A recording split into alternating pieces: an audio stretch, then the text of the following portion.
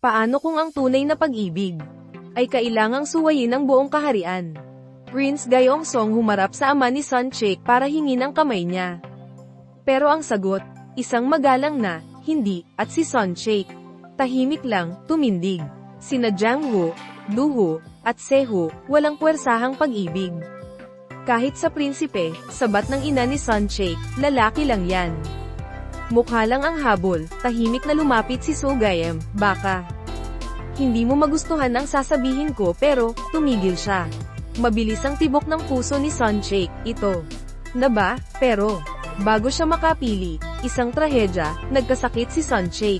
Kinulong, nanghihina, unti-unting nawawala, at, sa gitna ng takot at bawal, bumaligtad ang mundo, sumuway si Gyeongsong.